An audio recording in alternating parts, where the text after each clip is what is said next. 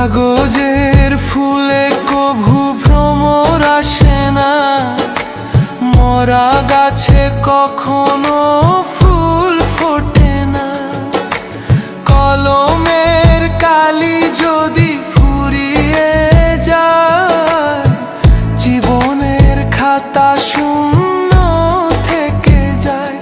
আমি লিখবো কোথায়? তুমি বন্ধু আমার চির সুখে থাকো, আমি একা সুখে দুঃখে হেসে যাব। বকুলের মতো ঝরিয়া মরো না, তুমি বন্ধু আমার চির সুখ।